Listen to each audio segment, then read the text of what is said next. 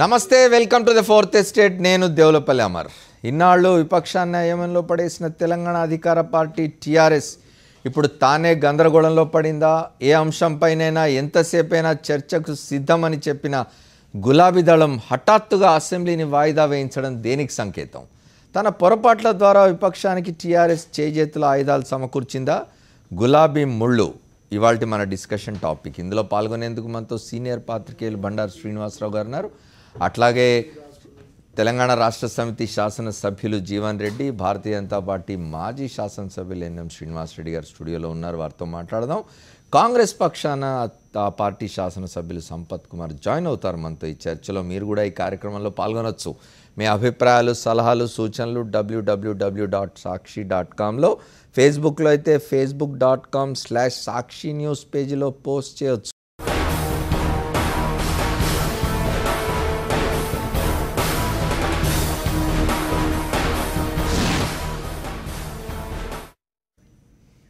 ఏ అంశంపైనైనా చర్చకు సిద్ధమని చెప్పిన తెలంగాణ ప్రభుత్వం రైతు సమస్యలపై అసెంబ్లీని వాయిదా వేయించి సెల్ఫ్ గోల్ చేసుకుందా విపక్షాన్ని డిఫెన్స్లో పడేసిన అధికార టీఆర్ఎస్ ఇప్పుడు వారికి చేజేతుల ఆయుధాలు అందించిందా అంతర్మథనంలో పడ్డ టీఆర్ఎస్ పొరపాట్లు చక్కదిద్దుకుంటుందా ఇంతకీ అసెంబ్లీలో ఎవరు పైచేయి సాధించారు గురించి మాట్లాడేటువంటి అర్హత ఉందా మీ పార్టీ కన్నా మాట్లాడుతా ఉన్నా ఎప్పుడైనా మాట్లాడేటప్పుడు సభ్యత సంస్కారం పద్ధతితో మాట్లాడండి మీ ప్రధానమంత్రి గారిని ఒప్పించి ఇప్పిస్తారా లేదా అది చెప్పండి ఇది ఎందుకండి ముచ్చట్లు అనవసరంగా ఇప్పుడు మేము అప్పు తీసుకురావాలంట ఇదా పద్ధతి You are being voted. I have come to power because of the farmers.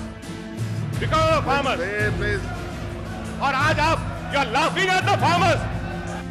అన్నదాత ఆక్రందనలపై తెలంగాణ అసెంబ్లీలో జరిగిన సుదీర్ఘ చర్చ రాజకీయ విమర్శలకే పరిమితమైంది అసెంబ్లీ ద్వారా తమకు భరోసా లభిస్తుందని ఎదురు చూసిన రైతుకు మరోసారి నిరాశ మిగిలింది 2 రోజుల చర్చలో ఎవరు పైచేయి సాధించారనే దానిపైనే ప్రజాప్రతినిధులు ఎక్కువ ఇంట్రెస్ట్ చూపారు రైతు కష్టాల కన్నా రైతు సమస్యల ద్వారా రాజకీయ ఇమేజ్ పెంచుకునే ప్రయత్నం జరిగినట్టు స్పష్టంగా కనిపించింది ఏ మేనిఫెస్టోలో పెట్టారని బీఆర్కి ఇచ్చారు మేడం ఏ మేనిఫెస్టోలో పెట్టారని బీఆర్కి ఇచ్చారు బీఆర్కి ఇచ్చినట్టు మాకు ఇవ్వచ్చు కదా మీరు ప్రజల ముందు మాకు తప్పైపోయిందని మీరు క్షమాపణ కోరండి రైతులను తప్పకుండా మేము కేంద్ర ప్రభుత్వం ద్వారా తీసుకొస్తామని చెప్పండి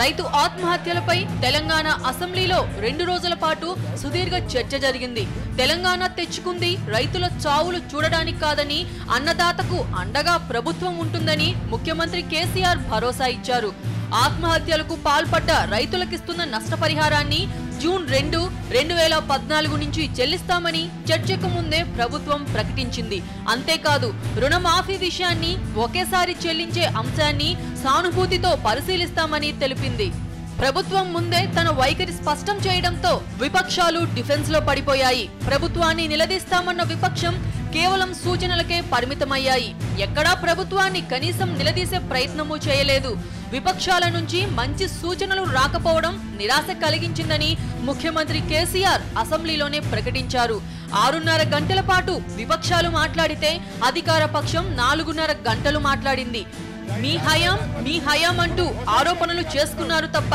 అన్నదాత కన్నీటి తుడిచే పటిష్టమైన ప్రయత్నమేది సభలో జరగలేదు కేవలం వన్ టైం సెటిల్మెంట్ అనే ఒకే ఒక్క అంశంతో ఇంకేమీ లేదు చెప్పడానికి చెప్పుకోవడానికి ఏమీ లేదు చేసింది గతంలో ఏమీ లేదు సున్నా పోనీ ఇప్పుడు ప్రభుత్వాన్ని నిందిద్దామంటే అక్కడ కూడా ఏమీ లేదు అందుకే ఈరోజు నీచంగా సిద్ధాంతాలన్నీ పక్కన పెట్టి రాద్ధాంతమే ఎజెండాగా రచ్చ చేయడమే ఒక లక్ష్యంగా ఈరోజు చిల్లర ప్రయత్నం ఏదైతే చేశారో మేము వారికి గుర్తు చేస్తూ ఉన్నాం మీరు చేసిందంటూ ఏమైనా ఉంటే ముందు అది రైతులకు చెప్పండి ఇక మేము ఫలానా చేసినాం ఫలానా ఇరిగేషన్ ప్రాజెక్టులు పూర్తి చేసినాం మిమ్మల్ని ఈ రకంగా ఉద్ధరించినాం అని ఏమైనా చెప్పగలిగేది ఉంటే చెప్పండి చేత కాకపోతే 5 ఏళ్ళు రాష్ట్ర ప్రభుత్వాన్ని రాష్ట్రాన్ని ఈరోజు తెలంగాణ రాష్ట్ర సమితి నాయకత్వాన్ని గౌరవనీయులు పెద్దలు కేసీఆర్ గారి మీద వారి సమర్థత మీద వారి సంకల్పం మీద ఉన్న విశ్వాసంతో రాష్ట్ర ప్రజలు మాకు ప్రభుత్వాన్ని నడపండి, అన్ని రకాలుగా మేలు చేయండి, సంక్షేమ అభివృద్ధి కార్యక్రమాలను మాకు అప్పచెప్పినారు.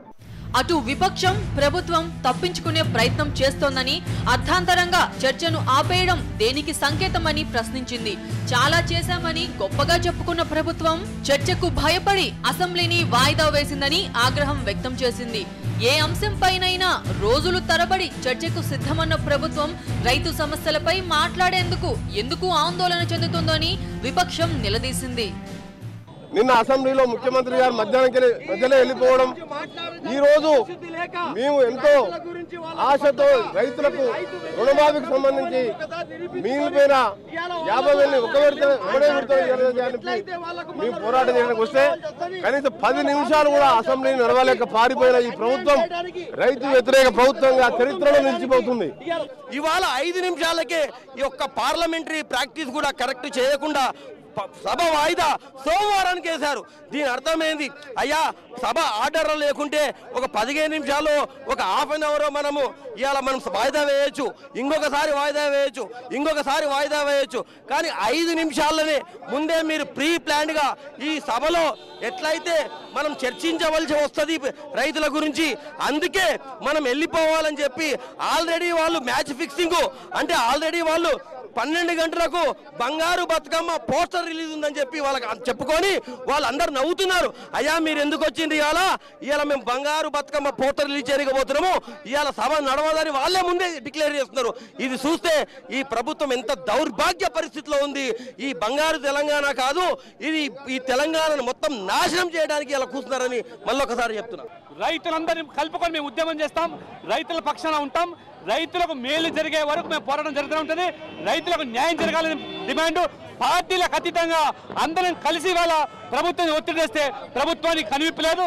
ఈ అరెస్టులతో ప్రభుత్వం రైతుల గొంతు నొక్కలేదు. రైతుల పక్షాన మేము అందరం ఉంటాము. అధికారంలోకి వచ్చిన 16 నెలల కాలంలో తొలిసారి తాము డిఫెన్స్ లో పడ్డామనే భావన అధికార టీఆర్ఎస్ లో వ్యక్తమైంది. తమ పోరాటం కారణంగానే చనిపోయిన రైతులకు ఇచ్చే పరిహారాన్ని ప్రభుత్వం జూన్ 2, 2014కు మార్చిందని విపక్షాలు ప్రచారం చేసుకుంటున్నాయి.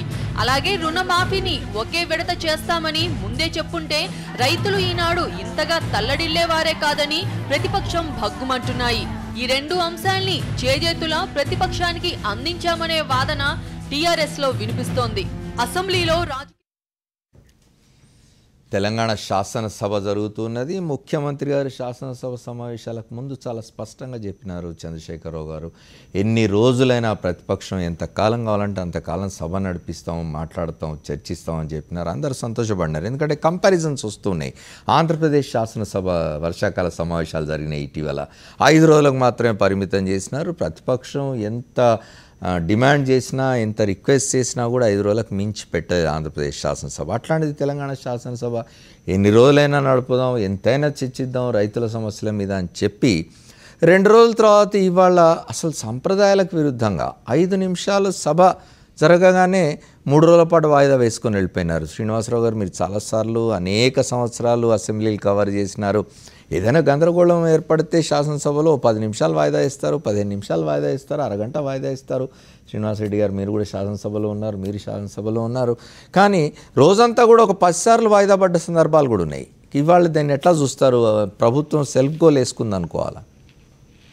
ఇప్పుడు ఒకటి, ఈ రైతుల ఆత్మహత్యలనండి, లేకపోతే రుణమాఫీ అని, ఈ 2 అంశాలు ఎలాంటి అంటే ఏ ప్రభుత్వాలైనా సరే ఆత్మరక్షణలో పడేసే అంశాలు, ఇక దాంట్లో సందేహం లేదు.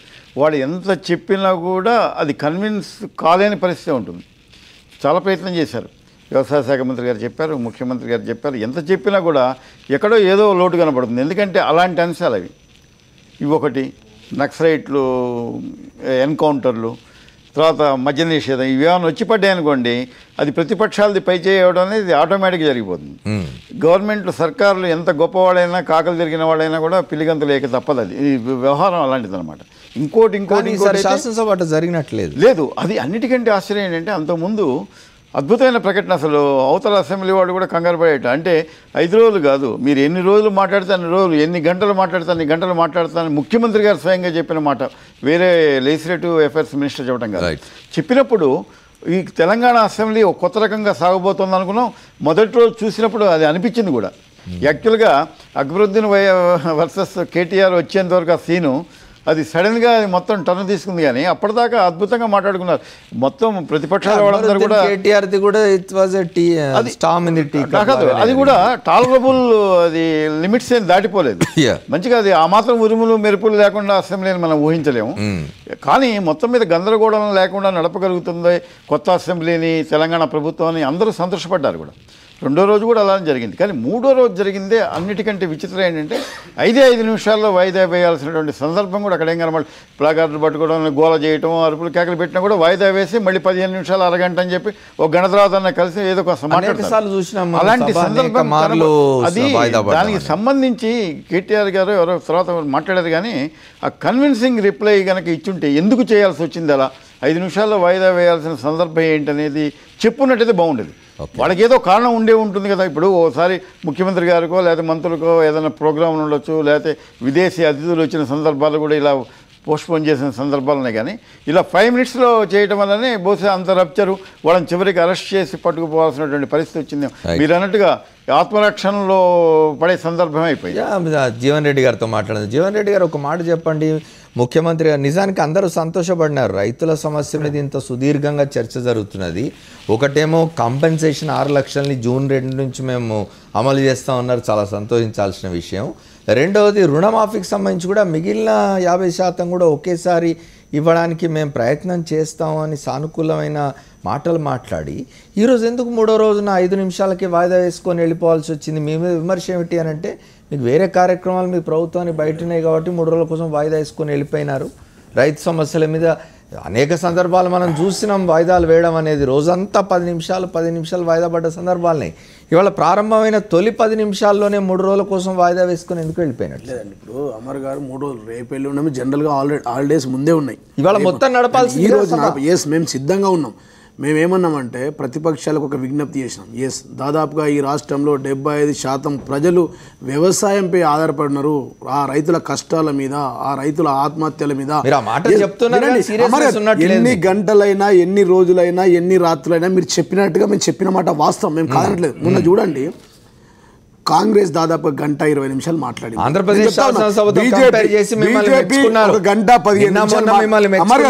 బీజేపీ 1:15 మాట్లాడింది. ఎంఐఎం వాళ్ళు దాదాపు 50 నిమిషాలు పైగా మాట్లాడింది. ఎన్ని గంటలైనా మీరు అసెంబ్లీలో చూడండి. అమర్ గారు, నేను ఛాలెంజ్ చేసి చెప్తా ఉన్నా, మేము బెల్ కొట్టక ముందే వాళ్ళ సబ్జెక్ట్ అయిపోయింది. ఎర్రపల్లి దయాకర్ గారు మాట్లాడుతూ ఉంటే కరెక్ట్గా 10 నిమిషాలు మాట్లాడింది. వాళ్ళ సబ్జెక్టే లేదు, చెప్పిందే 3వ చెప్పడం జరిగింది. రాష్ట్ర ముఖ్యమంత్రి వాళ్ళు గౌరవనీయులు కేసీఆర్ గారు రైతు, స్వయంగా ఆయన రైతు, గంటల తరబడి దాదాపుగా 2 గంటలు కంటిన్యూస్గా ప్రతి అంశం మీద ఈచ్ అండ్ ఎవ్రీథింగ్ రైతులకు సంబంధించిన ప్రభుత్వం వచ్చిన తర్వాత 16 నెలల్లో మేము ఏం చేసినాం, 58 సంవత్సరాలు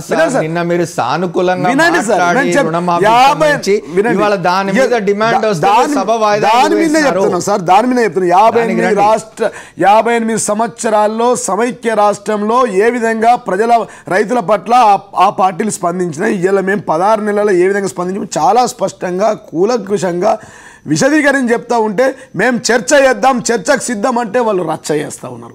ఇలా సభ నడవకుండా మేము రాష్ట్ర ముఖ్యమంత్రి వాళ్ళు గౌరవనీయులు ఏం చెప్పారండి, 50% మొత్తంకు ఒకేసారిగా మేము చెల్లించడానికి సిద్ధంగా ఉన్నాం, రాబోయే రోజుల్లో మేము డిసైడ్ చేస్తాము, అటువైపు ఈ ప్రభుత్వం ప్రయాణిస్తూ ఉందని చెప్పింది. మేము కాదన్నామండి. గతంలో వాళ్ళు 5 లక్షలు ఎక్స్గ్రేస్ చేయాలంటే మేము 1 లక్ష ముందే ఉండి జూన్ నుంచి ఈ ప్రభుత్వం వచ్చిన తర్వాత 6 లక్షలు ఎక్స్గ్రేస్ ఇస్తామన్నాం, మేము ఇస్తామని చెప్పినాం. ఇంకా చాలా స్పష్టంగా చెప్పినాం 50% ఒకేసారి ఇవ్వడానికి అని చెప్పినాం. ప్రభుత్వం ఇచ్చిన పథకాలు 17,000 కోట్ల రుణమాఫీ, 480 కోట్ల ఇన్పుట్ సబ్సిడీ, ఎర్రజొన్న రైతుల బకాయిలు. స్పెసిఫిక్ గా అడుగుతున్నది అది. మీరు సానుకూలంగా మాట్లాడి ఇవాళ ఆ డిమాండ్ కాంగ్రెస్ పెట్టగానే ముఖ్యమంత్రి సమాధానం చెప్పిన తర్వాత అమర్ గారు ఇంకా దాంట్లో ఏముంటదండి, మేము అటువైపు ప్రయాణం చేస్తా ఉన్నాం, కలిసి మాట్లాడదాం, మీరు విలువైన సూచనలు ఇవ్వండి, దీర్ఘకాలిక ప్రణాళికలతో మనం వెళ్దాం, రైతులు ఆత్మహత్యలు చేసుకోకుండా చూద్దాం. ఇది ఆనవాయితీగా వచ్చింది. 58 సంవత్సరాల నుంచి జరుగుతున్న సంఘటన ఒక 15 నెలల పాయింట్. ఒకసారి సంపత్ కుమార్ గారితో మాట్లాడదాం, వారు శాసనసభ్యులు కాంగ్రెస్ పార్టీ. సంపత్ గారు చెప్పండి, ఇవాళ వాళ్ళు చర్చ చేద్దామంటే మీరు రచ్చ చేసినారంటున్నారు, మీరు బయటకు వచ్చి కూడా ఆందోళన చేసినట్టున్నారు ఇవాళ. ఏమిటి 2 రోజులు జరిగింది, నేను ముఖ్యమంత్రి సుదీర్ఘంగా జవాబు ఇచ్చినారు, ఆయన చెప్పినారు, సానుకూలంగా ఉన్నారు, రుణమాఫీకి సంబంధించిన మిగతా 50% ఒకేసారి ఇవ్వడానికి కూడా మేము ప్రయత్నం చేస్తామని సానుకూలమైనదే ఇచ్చినారు కదా.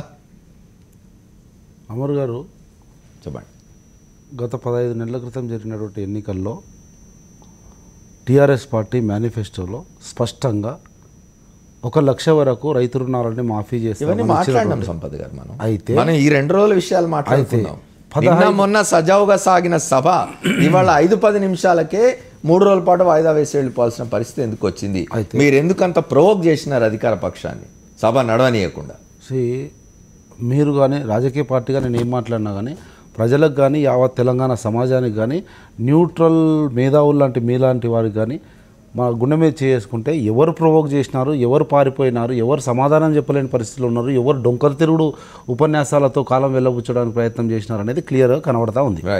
ఒకటి 15 నెలల సమయం ఇచ్చిన తర్వాత అంటే 5.5 దశాబ్దాలు ఈ రాష్ట్రాన్ని ఈ దేశాన్ని పరిపాలించిన పార్టీగా పరిపాలనా వ్యవహారాల్లో ఉన్నటువంటి వెసులుబాట్లు కానీ ఇబ్బందులు కానీ హర్డిల్స్ కానీ తెలిసిన వాళ్ళుగా 15 నెలల సమయం ఇచ్చినాం.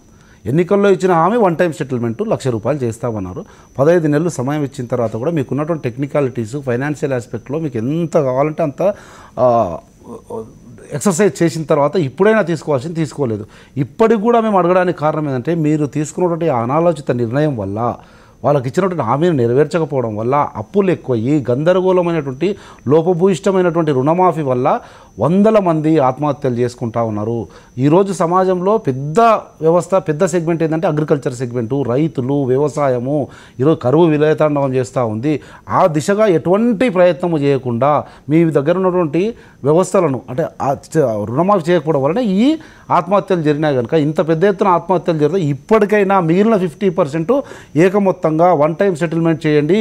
దాదాపు 50 to 60% of the suicides are just because of గందరగోళం ఇన్ రుణమాఫీ కనుక అది చేస్తే ఆత్మహత్యలు తగ్గుతాయి. ఆత్మహత్యల పరంపరను తగ్గించవలసినటువంటి బాధ్యత ప్రభుత్వంగా మీకెంత ఉందో ప్రతిపక్ష పార్టీలుగా మాకు కూడా అంతే ఉంది కనుక అదే డిమాండ్ చేసినాం. అది చేయకుండా డొంక తిరుగుడు ఉపన్యాసాలు చెప్పి 2 గంటల 10 నిమిషాలు మాట్లాడినారండి గౌరవ ముఖ్యమంత్రి మాన్యులు కల్వకుంట్ల చంద్రశేఖరరావు గారు.